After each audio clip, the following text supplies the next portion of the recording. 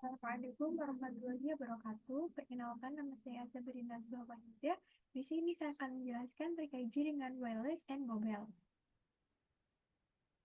Baik, topik yang akan saya bahas pada presentasi kali ini yaitu yang pertama terkait prinsip kerja dari sistem 5G and 6G, kemudian prinsip kerja dari layanan internet berbasis satelit yaitu Starlink, kemudian prinsip kerja dari LiFi dan FLC atau Visible Light Communication, dan cara kerja IoT berbasis wireless teknologi serta contoh penerapan dan keunggulannya. Baik, yang pertama yaitu terkait prinsip kerja dari sistem 5G dan 6G serta keunggulan dan masalah dari masing-masing sistem. Baik, yang pertama yaitu 5G adalah generasi kelima dari teknologi seluler kabel yang menawarkan kecepatan tinggi dan koneksi yang lebih konsisten dan peningkatan kapasitas dibandingkan dengan jaringan sebelumnya, yaitu jaringan 4G yang berpotensi mengubah cara kita menggunakan internet untuk mengakses aplikasi, jejaring sosial, dan informasi. Misalnya, teknologi 5G ini mendukung untuk mobil yang berkemudi secara otomatis, kemudian aplikasi game canggih dan juga media streaming yang membutuhkan koneksi data yang berkecepatan tinggi dan sangat andal dapat memanfaatkan konektivitas 5G. Kemudian bagaimana cara kerja teknologi 5G? Jadi, teknologi 5G ini menggunakan situs seluler yang mengirimkan data melalui gelombang radio. Situs seluler terhubung ke jaringan dengan teknologi nirkabel atau koneksi tanpa kabel, di mana koneksi 5G ini bekerja dengan memodifikasi cara data dikodekan secara signifikan meningkatkan jumlah gelombang udara yang digunakan untuk operator. Kemudian ada beberapa terminologi terkait bagaimana cara kerja teknologi 5G itu. Yang pertama yaitu OFDM atau kepanjangan dari Orthogonal Frequency Division Multiplexing adalah format modulasi yang mengkodekan gelombang udara pita tinggi yang tidak kompatibel dengan 4G dan menawarkan latensi yang lebih rendah serta fleksibilitas yang lebih baik dibandingkan dengan jaringan LTE. Kemudian menara yang lebih kecil. Jadi teknologi 5G ini menggunakan pemancar yang lebih kecil dan ditempatkan di gedung dan infrastruktur lainnya. Kemudian teknologi 4G dan seluler sebelumnya mengenalkan menara seluler yang mandiri, maka kemampuan untuk menjalankan jaringan dan dari situs seluler kecil akan mendukung banyak perangkat dengan kecepatan superior. Kemudian pengirisan jaringan. Jadi operator jaringan seluler menggunakan teknologi 5G untuk melakukan deployment di beberapa jaringan virtual independen melalui infrastruktur yang sama. Dengan membentuk kumpulan fungsi jaringan 5G untuk setiap kasus penggunaan atau model bisnis terbaru, kita dapat mendukung persyaratan yang berbeda dari semua industri vertikal. Maka pemisahan layanan berarti pengguna mendapat manfaat dari pengalaman yang lebih andal dan peningkatan efisiensi pada perangkat mereka.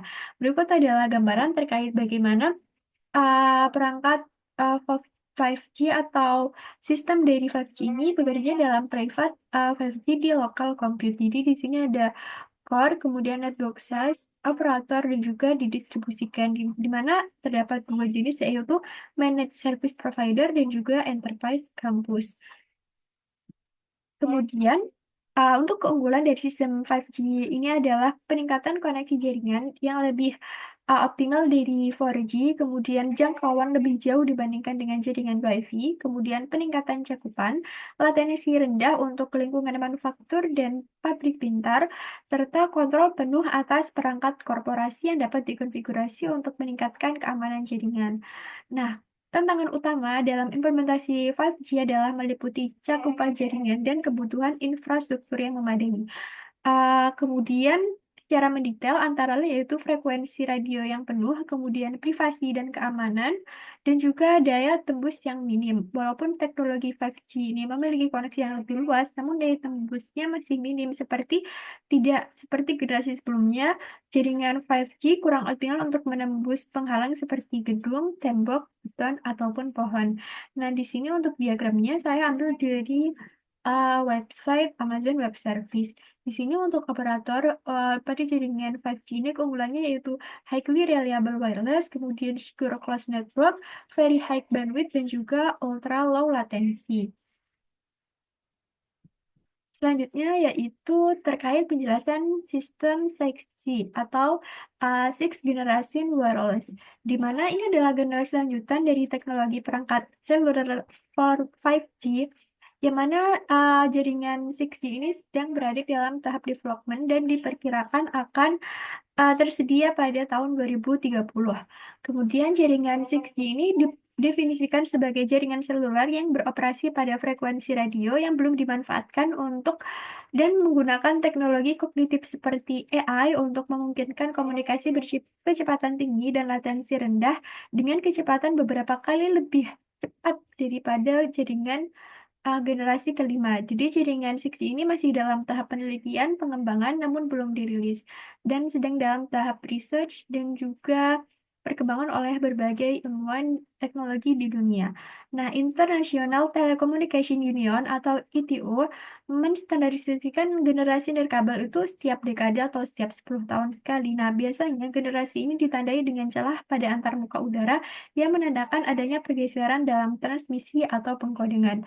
Kemudian menurut laporan berjudul 16 The Next Hyper Connected Enterprise for All, ITU mulai bekerja pada tahun 2021 untuk membuat pernyataan misi 6G di mana standar tersebut akan selesai sekitar tahun 2028 dan uh, sekitar tahun 2030 penerapannya akan hampir merata. Berikut adalah Global Architecture of 6G Network di mana 6G ini dirancang untuk mengikuti perkembangan teknologi saat ini, yaitu untuk mendukung bagaimana jaringan yang digunakan oleh teknologi seperti AI, kemudian virtual reality, kemudian next cloud computingnya lebih advance, dan juga di sini ada beberapa contohnya untuk smart transport algo, kemudian intelligent healthcare, software definite networking, dan juga e-commerce yang lebih advance, di mana mencakup teknologi yang lebih luas dibandingkan dengan 5G dan juga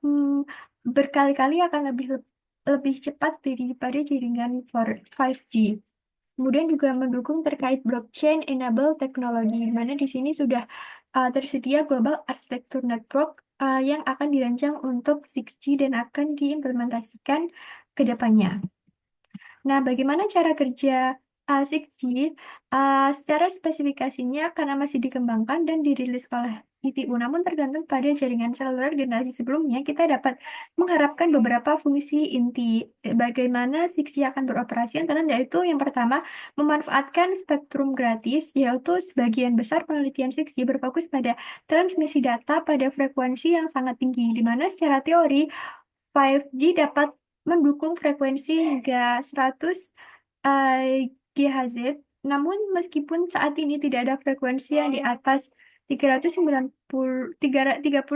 GHz yang digunakan. Nah, untuk 6G ini, para insinyur berupaya mentransfer data melalui gelombang dengan rentang ratusan gigahertz atau terahertz. Jadi, akan dibuat untuk transmisi datanya itu akan lebih tinggi daripada sebelumnya. Kemudian meningkatkan efisiensi spektrum bebas. Jadi, teknologi nirkabel saat ini memungkinkan transmisi atau penerimaan pada frekuensi tertentu yang sama. Untuk komunikasi dua arah, pengguna dapat membagi aliran dengan frekuensi division duplex atau FDFD, dan untuk menentukan periode waktu menggunakan time division duplex atau TDD. Nah, 6G ini meningkatkan efisiensi pengiriman spektrum dengan menggunakan matematika canggih untuk mengirim dan menerima pada frekuensi yang sama secara bersamaan. Jadi, tidak menggunakan frekuensi tertentu pada saat yang sama. Kemudian memanfaatkan jaringan mesh, di mana untuk jaringan 5G ini masih menggunakan atau berbasis pada arsitektur hub and spoke. Nah, untuk 6G nanti, perangkat pengguna akhir terhubung ke node jangkar atau menara seluler yang terhubung ke tulang punggung dengan menggunakan jaringan mesh. Kemudian integrasi dengan IP baru. Menurut sebuah makalah penelitian dari inisiatif 6G, flagship Finlandia di Universitas Oulu menunjukkan bahwa 6G mungkin menggunakan varian baru protokol IP, yaitu membandingkan antara paket IP versi 4 dan juga versi 6, di mana lebih lengkap dan berlabel serta beralaman teks yang dipercepat dengan informasi, navigasi, dan prioritas yang disampaikan oleh layanan. Selanjutnya, keunggulan jaringan 6G yaitu menegakkan keamanan, kemudian mendukung operasi Open RAN, yang Open RAN ini teknologi baru pada 5G, namun akan matang untuk 6G. Kemudian memperluas kemampuan aplikasi 5G, yaitu tingkat bandwidth dan responsivitas akan meningkatkan kinerja dan juga memperluas spektrum kemampuan untuk aplikasi jaringan dari kabel, kognisi, dan pemantauan. Kemudian mendorong pengembangan teknologi penginderaan nirkabel dan juga laju perfrekuensi dan pengambilan kabel akan meningkat dengan throughput yang meningkat serta pemanfaatan gelombang sub-mm panjang gelombang yang lebih rendah dari 1 mm. Kemudian menginspirasi teknologi terbaru yaitu pusat data yang lebih canggih dan inti nano yang mengganti inti prosesor tradisional. Kemudian menghemat biaya melalui pengurangan ketergantungan perangkat lunak karena perangkat seperti akses media dan juga fisik akan dicoba untuk divirtualisasikan. Kemudian meningkatkan penetrasi jaringan seluler dan juga mengoptimalkan penggunaan jaringan dalam ruangan.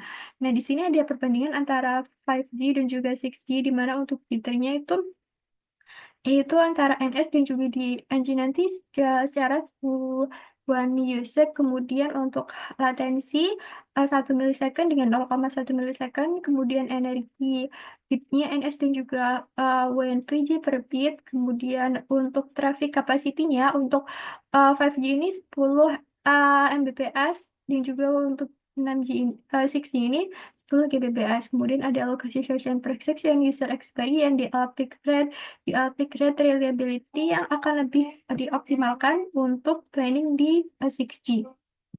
Kemudian masalah dalam sistem 6G ini adalah tantangannya yaitu membutuhkan spektrum frekuensi yang berbeda dan infrastruktur serta tingginya biaya penelitian dan pengembangan serta dibutuhkan untuk investasi membangun jaringan dan perangkat yang mendukung 6G juga menjadi kendala.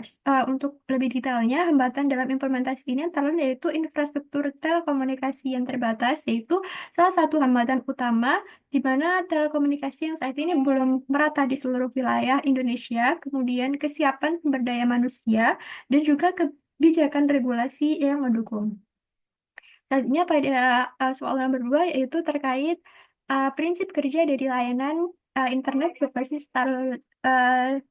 satelit, contohnya yaitu Starlink. Jadi Starlink adalah layanan jaringan internet milik SpaceX yang merupakan dilakukan untuk memanfaatkan satelit yang ada di orbit rendah bumi sehingga dapat memberikan akses internet kecepatan tinggi di seluruh dunia termasuk Indonesia. Tujuan dari Starlink yaitu menciptakan jaringan latensi rendah di luar angkasa yang memfasilitasi komputasi edge di bumi. SpaceX pun mengusulkan sekitar 42.000 satelit berukuran tablet mengitari dunia di orbit rendah untuk memenuhi permintaan ini. Starlink menggunakan satelit LEO untuk mengitari planet bumi hanya pada ketinggian 300 mil di atas permukaan. Maka jadi Starlink ini merupakan satelit yang berada di luar bumi, namun jaraknya itu bisa dikatakan paling dekat dengan bumi, maka itu bisa menawarkan untuk lebih cepat dan juga latensi yang lebih rendah karena posisinya tidak terlalu jauh dengan bumi. Nah, cara kerja Starlink ada di mana akan mendapatkan dua perangkat, yaitu perangkap sinyal satelit Starlink Base dan juga Wi-Fi router. Starlink akan memancarkan jaringan broadband ke bumi melalui satelit yang dimiliki. Kemudian jaringan tersebut akan ditangkap oleh antena Starlink Base yang dipasang di sekitar rumah. Jadi saat kita membeli nanti akan ada Starlink Base yang bisa kita pasang di rumah. Dan saat tersebut dinyalakan, maka antena akan segera memindai jaringan yang berasal dari satelit terdekat. Kemudian setelah itu Wi-Fi router akan mendistribusikan sinyal tersebut ke perangkat yang dimiliki oleh masyarakat seperti PC, laptop, atau handphone. Jadi dari satelit Starlink yang ada di luar bumi kemudian diintegrasikan dengan Starlink Base yang dipasang di rumah atau milik pribadi yang dipasang untuk menangkap gelombang cahaya dari Starlink, kemudian diintegrasikan dengan Wi-Fi router, di mana Wi-Fi router nanti yang bertugas untuk mendistribusikan sinyal ke perangkat yang dimiliki oleh kita, baik itu PC, laptop, ataupun handphone. Starlink beroperasi dengan teknologi layanan internet berbasis satelit dan juga mengirimkan data internet. Sistem satelit menggunakan sinyal radio melalui ruang hampa udara. Kemudian stasiun bumi memancarkan sinyal ke satelit orbit, kemudian sinyal itu menyampaikan data kembali ke pengguna Starlink di bumi. Nah, setiap satelit dalam konstelasi Starlink ini memiliki berat 573 pun dan memiliki tubuh yang datar, serta satu roket SpaceX Falcon 9 dapat memuat hingga 60 satelit. Perbedaan satelit dengan provider internet di Indonesia antara lain yaitu keberadaan satelit, yaitu Starlink memberikan jaringan broadband dengan menggunakan satelit yang berada di luar angkasa, sedangkan provider internet menggunakan kabel fiber optik.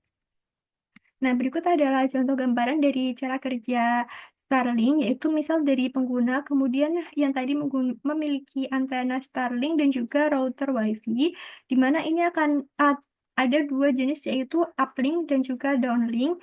Yaitu uplink itu ketika dari antena Starlink ke satelit di Starlink, dan juga downlink ketika dari satelit Starlink ke antena Starlink yang berada di bumi.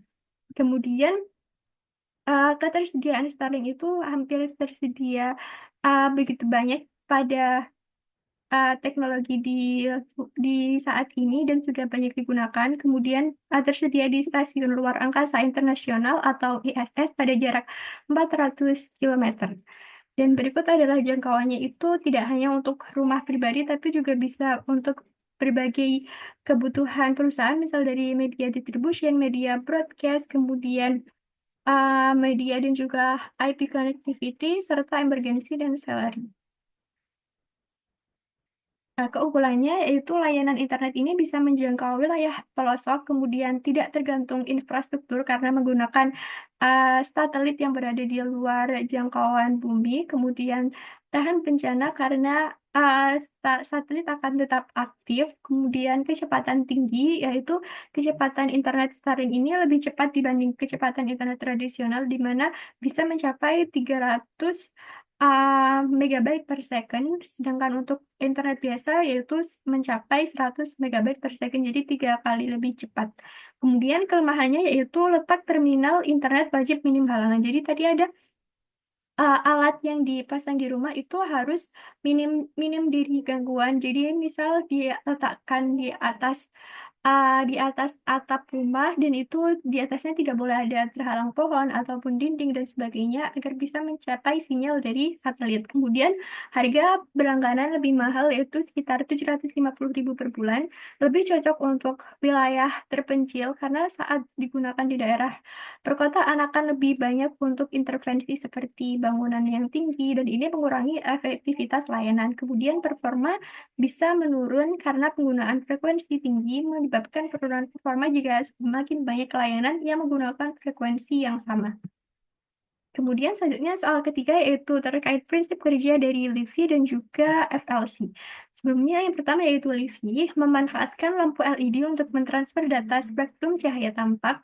Nah, LiVi itu biasanya dibandingkan dengan WiFi. Nah, WiFi itu kepanjangan dari wireless fidelity yang menggunakan teknologi elektromagnetik pada frekuensi radio untuk mengirimkan data melalui router WiFi, sedangkan LiVi itu menggunakan LED atau cahaya. Prinsip kerja dari LiVi yaitu dengan menggunakan bola lampu LED yang serupa dengan saat ini digunakan di banyak rumah dan kantor yang sadar energi. Namun lampu LiVi dilengkapi dengan chip yang memodulasi cahaya untuk transmisi data optik. Data LiVi ditransmisikan oleh lampu LED dan diterima oleh fotoreseptor seperti gambar berikut. Jadi di sini ada internet, kemudian ada LED lamp, yang ini bukan seperti lampu biasa karena di dalamnya ada chip khusus LiVi.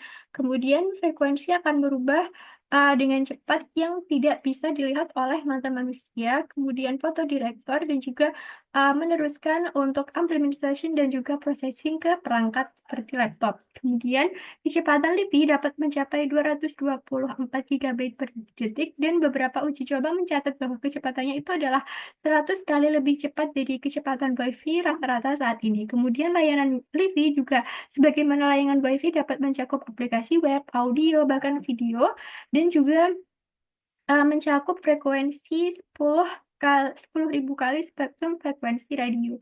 Kemudian dalam hal tingkat kepuasan akan komunikasi data, LiVi adalah kandidat yang jelas untuk menjadi game changer di mana Livi bisa 10 kali lebih murah daripada WiFi nantinya. Namun, selanjutnya untuk keuntungan lebih detailnya adalah lebih aman karena data tidak dapat dicegat tanpa garis pandang yang jelas seperti kondisi LOS atau line of sight dan juga tidak membuat interferensi pada elektronik sensitif, membuatnya lebih baik untuk digunakan di lingkungan seperti rumah sakit ataupun pesawat terbang.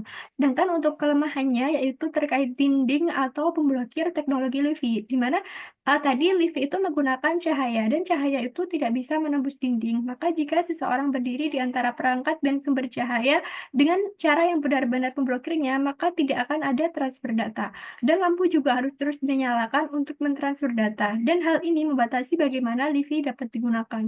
Namun selain itu juga ini bisa lebih meningkatkan keamanan karena menjadi sangat sederhana hanya untuk mengurungnya di aliran cahaya. Jadi lift itu lebih cocok digunakan di satu ruangan yang tidak terhalang oleh dinding, karena jika digunakan di satu ruangan menggunakan cahaya itu akan lebih cepat, hanya saja jika terhalang oleh seperti alat seperti dinding yang tidak dapat dilawan oleh cahaya, maka itu akan mempengaruhi. Kemudian, Visible Light Communication atau FLC merupakan sistem komunikasi yang memanfaatkan spektrum cahaya tambah seperti medium dalam mentransmisikan data, dan ini merupakan alternatif dari komunikasi radio yang memanfaatkan sifat dari cahaya tampak. FLC terdiri dari dua rangkaian utama, yaitu transmitter dan receiver. Prinsip kerjanya yaitu memanfaatkan komputer sebagai sumber data yang mengirimkan informasi berupa data-data dalam bentuk digital, kemudian diubah menjadi sinyal analog melalui digital to analog komputer. Selanjutnya, sinyal analog tersebut ditransmisikan melalui cahaya LED. Kemudian, fotodetektor sebagai penerima menerjemahkan kembali sinyal yang linear terhadap sinyal yang dikirim, dan sinyal tersebut diubah lagi menjadi sinyal digital untuk kemudian ditampilkan kembali ke komputer. Jadi di sini ada proses transmitter dan juga receiver, kemudian pengolahan atau pengubahan data. Jadi data sebelumnya dari sinyal digital itu diubah menjadi sinyal analog, kemudian diterjemahkan melalui fotodetektor untuk menerjemahkan sinyal dan diubah kembali menjadi sinyal digital dengan menggunakan dengan transmisinya melalui cahaya LED. Nah, rentang panjang gelombang FLC ini menggunakan spektrum cahaya tampak dengan kisaran 380 sampai 750 nm.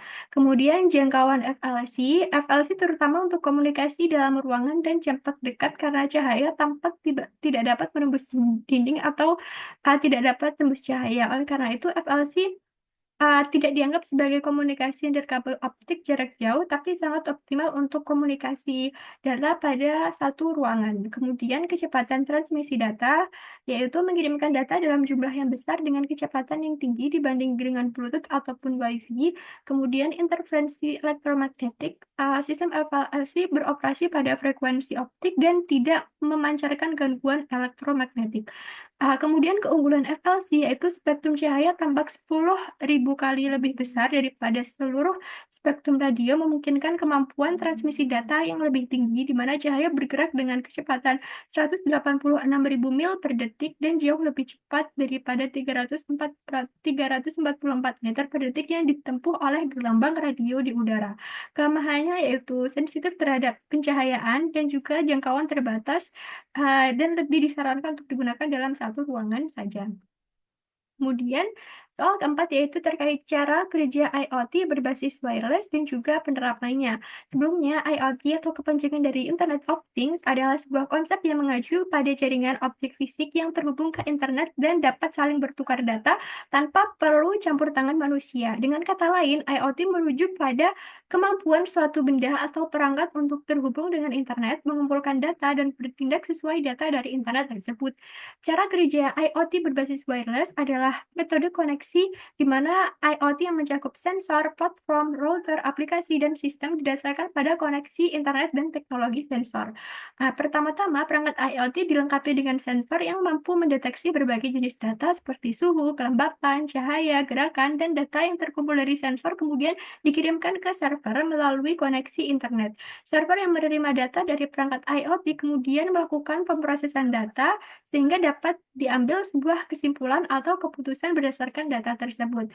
Proses ini sering disebut sebagai analitik, dan hasil dari proses analitik kemudian dikirim kembali ke perangkat IoT untuk diterapkan pada sistem atau perangkat tersebut. Dan IoT ini tidak hanya terbatas pada satu benda saja. Di sini contohnya bisa untuk di rumah, kemudian mikrofon, headset, kemudian integrasi dengan jaringan WiFi, seluler, game, lampu otomatis, dan juga lain sebagainya. Nah, 5 jenis teknologi wireless IoT antaranya itu yang pertama seluler, kemudian Bluetooth, WiFi, kemudian LPWAN atau jaringan area luas berdaya rendah, dan juga LoRaWAN untuk mengelola frekuensi komunikasi daya dengan kecepatan untuk semua perangkat yang terhubung dan berkomunikasi ke gateway seluler untuk mengirim data ke cloud. Selanjutnya, contoh penerapan IoT yaitu di sini saya membuat rancangan penerapan Arduino Uno untuk menyalakan 3 lampu LED dengan sensor gerak. Jadi di sini nanti ketika ada sensor gerak, maka nanti akan menyalakan 3 lampu ini. Perinciannya yaitu Arduino Uno sebagai mikrokontroler utama, kemudian Peer sensor untuk mendeteksi gerakan, 3 LED sebagai sumber pencahayaan tambahan atau sebagai parameter untuk dinyalakan jika terdapat indikasi sensor gerak, kemudian resistor untuk melindungi LED dari arus berlebih, breadboard, dan kabel jumper untuk membuat rangkaian. Kemudian keunggulannya yaitu efisiensi energi, di mana lampu hanya akan menyala saat ada pergerakan, dan itu bisa menghemat daya listrik. Jadi jika tidak ada sensor gerak, maka lampu akan dimatikan secara otomatis. Kemudian otomatisasi sederhana, yaitu sistem bekerja secara otomatis tanpa perlu saklar manual. Kemudian biaya terjangkau, di mana komponen-komponennya dapat mudah didapat dan juga cukup murah. Kemudian mudah dikembangkan, bisa diintegrasikan dengan WiFi dan juga relay untuk kontrol jarak jauh dan juga kemudahan implementasi. Selanjutnya untuk kelemahannya yaitu sensor kecil yang rentan terhadap gangguan seperti perubahan suhu atau gerakan dari hewan yang mengganggu dari sistem sensor tersebut, kemudian tidak bisa mendeteksi keberadaan tanpa gerakan, maka lampu akan mati. Jika misal ada sensor gerak, kemudian kita berada di ruangan tersebut, namun kita tidak melakukan pergerakan yang cukup lama, maka lampu akan mati secara otomatis. Kemudian memerlukan sumber daya listrik untuk adaptor atau baterai untuk menjalankan Arduino, dan juga terbatas pada jangkauan sensor, di mana sensor itu hanya mendeteksi gerakan dalam radius sekitar 5-7 meter. Kayak gitu yang bisa saya sampaikan terkait penjelasan mengenai jaringan wireless and mobile, mulai dari jaringan 4G, 6G, kemudian FLC, Starlink, dan juga terkait IoT, di mana untuk perkembangan jaringan wireless dan mobile ini akan terus dikembangkan dan penting untuk selalu belajar, upgrade, dan juga memastikan bahwa ikut dengan perkembangan teknologi saat ini. Baik, itu yang bisa saya sampaikan, kurang lebihnya mohon maaf. Wassalamualaikum warahmatullahi wabarakatuh.